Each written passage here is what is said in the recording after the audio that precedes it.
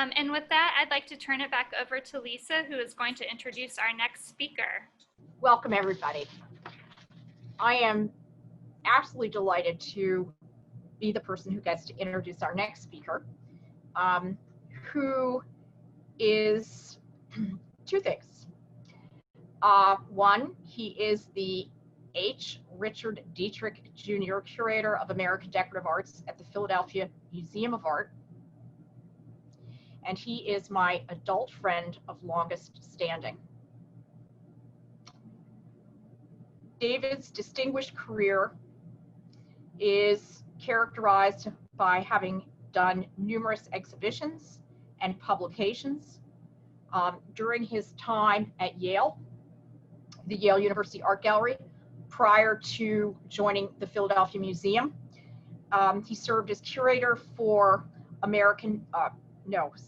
author of American Tables and Looking Glasses in the Mabel Brady Garvin and other collections. And then he also did Myers, Jewish silversmith in colonial New York, which was also the subject of his dissertation and something of tremendous and ongoing interest to the mansion. He, having gone to Philadelphia in 2008 and 9, he curated a traveling exhibition, Setting the President's Table, American Presidential China from the Robert L. McNeill collection at the Philadelphia Museum of Art. And he is presently engaged in working with Curator Emerita Beatrice Garvin on completing the catalog of the American Silver Collection at the Philadelphia Museum of Art. And the first volume, covering makers A through F, was published in December 2018. Volume 2 is forthcoming in 2021. So without further ado, I'm so delighted that David agreed to participate in this afternoon's program, and I turn it over to him. Thank you very much, Lisa. Can everyone hear me? Okay, yes, not, all right. I'm now going to attempt.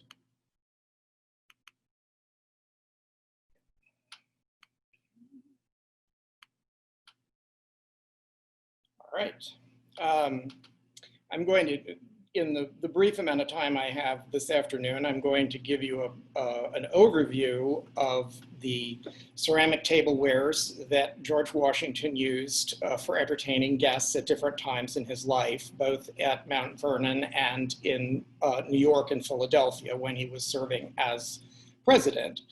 And with one or two exceptions, all of the examples that I'll be showing you this afternoon are part of the McNeill collection of American presidential china that is at the Philadelphia Museum. But to put the tablewares in some context, I will talk a little bit about how dinners were served in the 18th century, which is quite different from today. Formal dinners were served following a technique called service à la française, or French service. And what this was for each course of the meal, multiple dishes were placed on the table in symmetrical arrangements. There were anchors and you can see the little diagram on the left, which is from the London Art of Cookery in 1785. And it shows you that roasts and, in this case, pigeon pie were the kind of corner anchors of these arrangements. And then dishes of vegetables were interspersed, or fish were interspersed in between them. And guests basically had to help themselves. So if you were seated by the pigeon pie, you would serve your fellow guests that dish as well as yourself. And similarly, each guest would sort of apportion out the food from the dish that was closest to them. And you can see this kind of arrangement in the painting on the right. It's a detail of a coronation banquet for the Holy Roman Emperor in 1764. And you see that very elaborate arrangement of tureens and platters on the table. And then each diner is given a plate, which you can't really see very well in that picture because it's under a very elaborately folded napkin. But that's the kind of table setting that you would have found in the 18th century. It's very hard to see in the painting, but there's also a centerpiece on the table. So I'm going to show you another coronation banquet image from the 1740s that gives a little clearer picture of the kinds of elaborate centerpieces that were created in the 18th century. This, of course, is a royal, even imperial level, but even in colonial America, people aspired to have centerpieces at the center of their table as a sort of decorative element. And Washington was in fact very keen to have one. These were known as surtout de table, or the sort of topping of the table. And when he was president, he tried to buy one first in New York and then in Philadelphia and was unsuccessful. So he commissioned the merchant Gouverneur Morris, who's, I believe, no relation to your Morris of Morris-Jumel, who happened to be in Paris on business in 1790. He commissioned him to buy one in France for him. And this is the surtout, or the plateau, as it would have been called in French, that Morris bought for Washington that is now in the collection at Mount Vernon. It's silver-plated copper, and as you can see, it has what I guess one could call Palladian details of little fluted columns for the feet, and then swags and a balustrade around the edges. And the flat surface of the plateau is a mirror. And on that would then be displayed vases of flowers, bowls of flowers or fruit, and other decorative elements. Sometimes these were made out of sugar or perishable materials. They weren't intended to be eaten, but they were the confectioners could make them in the kitchen for the event. Washington, however, wanted to buy a set of porcelain figures to put on his surtout. And these are two of them, which again were bought in Paris by Gouverneur Morris in 1790. They were made at a factory that was owned by the Duc d'Angoulême, that was operated by the partners Christophe Dille and Antoine Guérard. And the 12 figures showed different gods and goddesses from Greek and Roman mythology, which of course was part of the vocabulary of all educated people in the 18th century. You see here a female goddess on the left who's either Flora or Venus, and there's a lot of disagreement back and forth about who she might be, but there's no question the goddess on the right is Minerva or Athena, to use her Greek name. And these were quite expensive. And Morris actually spent more on the 12 figures and associated other things for the plateau, as well as the plateaus, than Washington had intended. So he wrote a letter to accompany them when they were shipped to explain why. And he said, "I could have sent you a number of pretty trifles for very little cost, and your table would have been in the style of a petite maîtresse of this city," meaning Paris, "which most assuredly is not the style you wish. Those now sent are of a noble simplicity, and as they have been fashionable above 2,000 years, they stand a fair chance to continue so during our time. I think it of very great importance to fix the taste of our country properly, and I think your example will go very far in that respect." So Washington and Morris clearly took their dining tables quite seriously. Now, for the actual dinner services that were being used by Washington, we can start with blue and white Chinese porcelain. In 1763, 4 years after his marriage to Martha Custis, Washington ordered a, quote, complete set of table china, fine blue and white, through his London factor, Robert Carey and Company. And as I think everyone is aware, the way someone that ran a plantation, as Washington did, the tobacco that was grown on the plantation would have been sent to London, where it would have been essentially bartered for other goods. There was very little cash involved in all of this. It was all kind of his agent keeping accounts of who paid what for whatever. And at any rate, so it was not uncommon that tobacco would be used to buy from a wealthy planter to buy things like Chinese porcelain. The porcelain was made in the city of Zhengzhou in China, and then shipped to the port city of Guangzhou, which we also know in English as Canton. And Canton was the only city in China that was open to Western traders. And it was the British East India Company would then have shipped a service like this one from Guangzhou to London. And it was a voyage that took about a year. So as you can imagine, these were very expensive services, and something that would have only been owned by a couple like George and Martha Washington. Chinese porcelain was the most desirable tableware in Europe and the American colonies at this time, and the blue and white patterns like the one you see here were as popular then as they still are today. The service that most people associate with George Washington is this one, the so-called Society of the Cincinnati service. The Society of the Cincinnati, as many of you probably know, was a hereditary organization of French and American officers who served in the Revolutionary War. That was a kind of quasi-military social club. And it was formed in 1783 with Washington, of course, as the first president general. 3 years later, his friend Colonel Henry Lee wrote to him at Mount Vernon from New York in July of 1786 and said, "If you should be in want of a new set of china, it is in my power to procure a very genteel set, table and tea. What renders this china doubly valuable and handsome is the order of the eagle engraved on it in honor of the Cincinnati." And you can see, I think I can use my little pointer here. Here's the Angel of Fame blasting her trumpet, and she's suspending one of the badges of the Society of the Cincinnati from a ribbon. And these would have been, each member of the society got one of these badges that they would wear on their epaulette. The border on this is a standard border of Chinese porcelain at the time that today is known as the Fitzhugh border, and it features these butterflies or moths that you can see here that are kind of interspersed between a hexagonal pattern.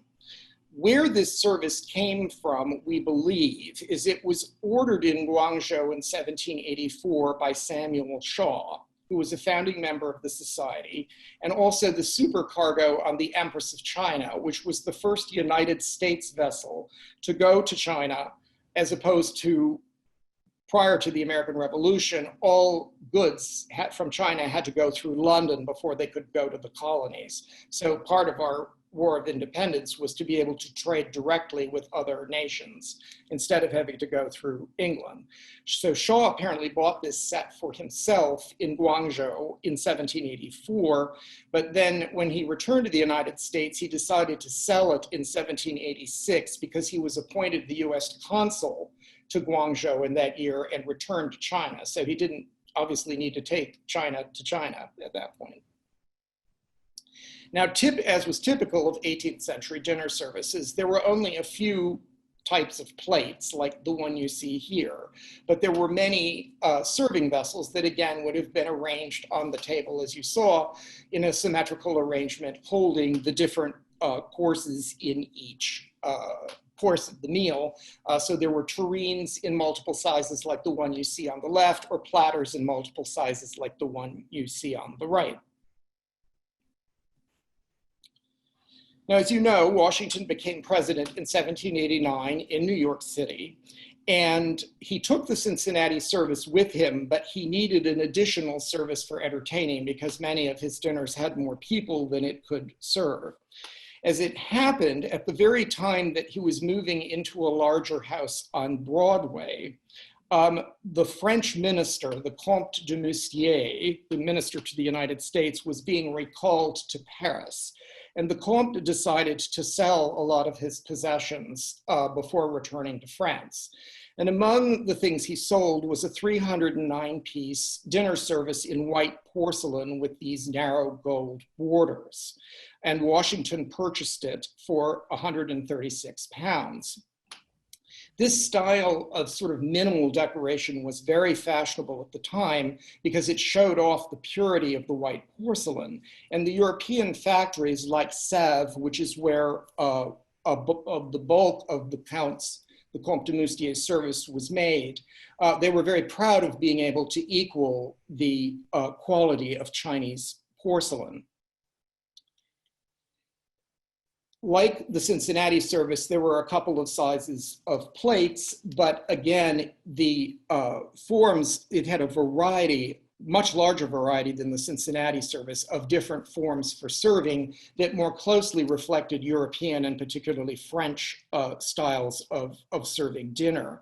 The piece on the left is known as a cocotte, and it was for serving ragouts or stews at the table that needed to be kept warm, particularly if they were going to have a last-minute component like an egg broken over them to cook on it at the table. So that's what a cocotte, it would originally have had a cover, which has not survived. There were 8 of these in the service that Washington purchased. There were also 4 of the covered butter dishes that you see at the lower right.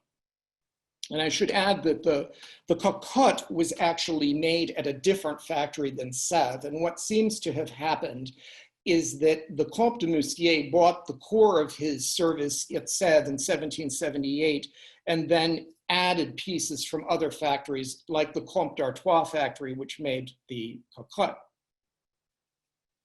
Now, Meg was talking about ice cream. So here are the ice cream serving pieces from the Moustier service. On the right is a complete, there were 2 of these in the service, what were called iceries on the bill of sale that was provided to Washington when he bought it. And these were also known in French as glaciers. They are essentially large sort of ice buckets. They would have been filled with crushed ice, and then the container of ice cream would have been put inside it and the cover put over it to keep the ice cream cold at the table until it was ready to be served. And you could also put fruit up in the cover inside. So it has this high collar on the cover. You could put fruit in there to chill it as well. So they were quite practical pieces. The complete icery, as Washington called it, that's on the right is at Mount Vernon. At the PMA, we only have the cover of the other one. Unfortunately, the lower part of it didn't survive. And then the cup at the lower left is one of the 36 ice pots, as they were called on the bill of sale, that were for the individual servings of ice cream at the table.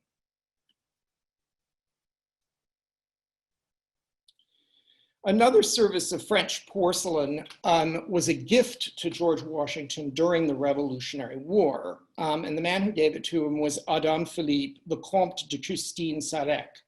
He was the commander of a French regiment that came over as part of the French support for the American Revolution and participated in the Yorktown campaign.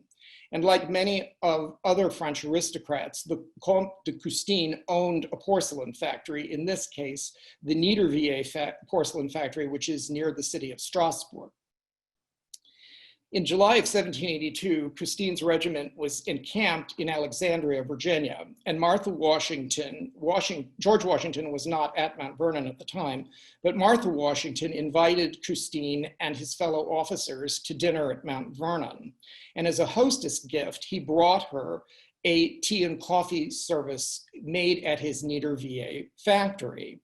And it's an interesting service because it was what would have been called a patchwork or a harlequin service, in that the different pieces had different styles of decoration on them. And it's almost as if he was showing an inventory of the different patterns that were available at the Niedervier factory. And you can see that the sugar bowl has this kind of decoration of garlands of roses and other flowers, whereas the saucer on the right has this much less colorful bands of garlands and swags. But what unites the service is the GW monogram on each piece, which you can see here, for example, on the sugar bowl, and it's always under a wreath of roses. And it's, as far as we know, this is the only example of French porcelain with custom decoration for an American client that was made in the 18th century.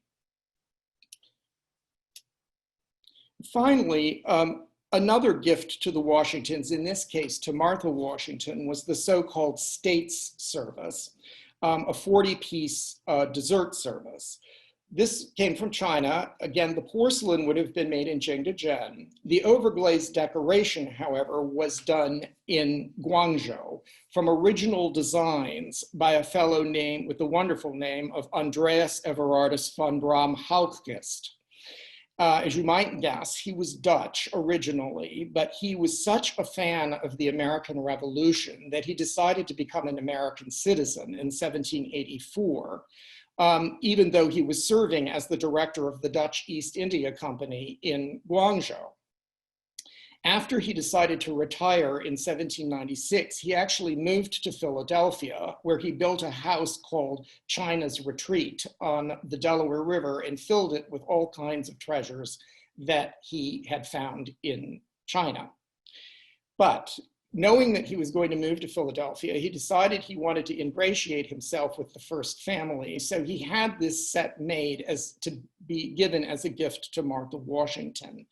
And it's got a quite complicated iconography. So at the border here is an unbroken chain of the 15 states in the Union at the time. So Vermont and Kentucky have been added to the 13 original states, and surrounding a sunburst. And this was actually a design taken from the continental currency that was issued in the 1770s of this unbroken chain. So in unity there is strength idea.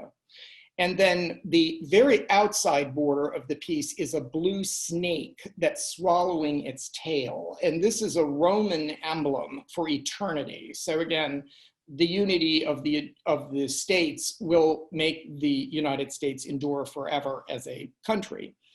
And then you see Martha Washington's monogram at the center, WM, and below it is a Latin motto, which translates as a glory and a defense in battle. And it's taken from Virgil's Aeneid.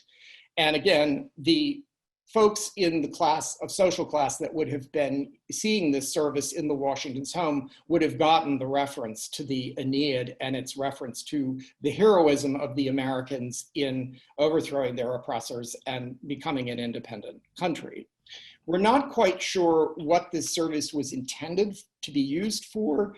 The only pieces that survive from it are the plates, which you see one here, and these two-handled covered cups and saucers, which were a type of vessel that was used for serving dessert, particularly chocolate, in Europe.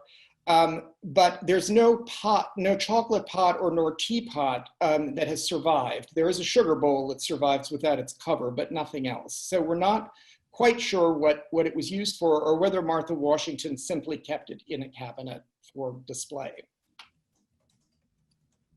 So that's a very quick look at the Washingtons and their china. I hope it will inspire you to come down to Philadelphia and visit us at the Philadelphia Museum when we reopen, which we're hoping will be just before, just after Labor Day. Check our website for updates. And we have the McNeil collection of American presidential china, which you see Robert McNeil, the collector on the left, includes 400 pieces of tablewares owned by US presidents from Washington to Reagan. So I think you'll find it a very interesting experience. Thank you.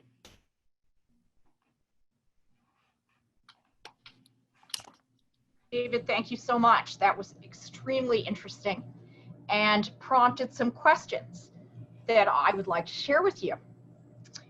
The first question that is actually, I guess, not related to China per se, was when would forks have been introduced for the American middle class? I would say middle class is a very slippery term. I'm not sure what in the 18th century we would mean by middle class. Certainly people on the economic level of Washington and his cabinet would have been using forks from birth. Forks were certainly part of the utensil set used by the upper classes throughout the 18th century. They weren't silver. They usually were steel with some kind of attached handle that was either bone or wood, or some were porcelain, etc.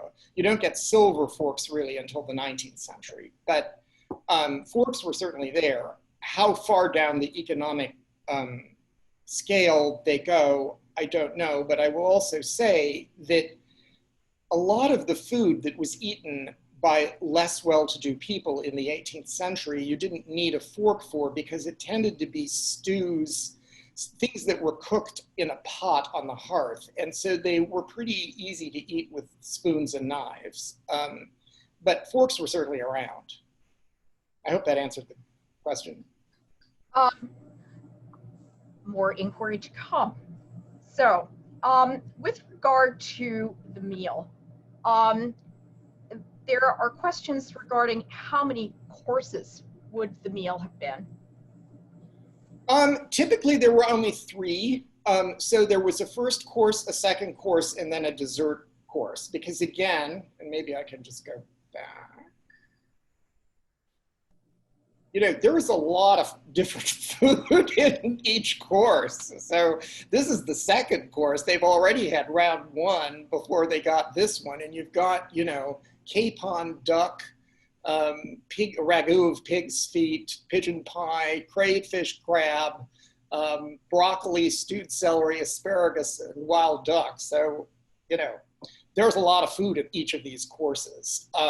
And so there generally were only 2 courses followed by dessert. Okay, so that brought a question to my mind, which is, well, 2 questions. First off, would you have had 1 plate for the first course and another for the second? No, and that's a good question. You kept your plate. And in fact, if you gave away your plate, you were signaling that you were done. And there's a wonderful quote, and it may even, I can't remember who it's from, but he was eating at Mount Vernon, and I think it's Henry Knox actually, who was in Washington's cabinet. And he made the mistake between the first and second courses of essentially putting his flatware on the plate in a way that indicated to the servants or the enslaved people that were waiting on the table that it was to be taken away. And then the next course came out and he didn't have a plate. So, and it's quite amusing, and he gets taken care of, but you were meant to keep your plate and your flatware throughout the first 2 courses anyway. And in looking at these images, I'm wondering about the seating and what would have gone, looks like these are immensely social affairs that people sit down and get up between courses. What was the protocol for that?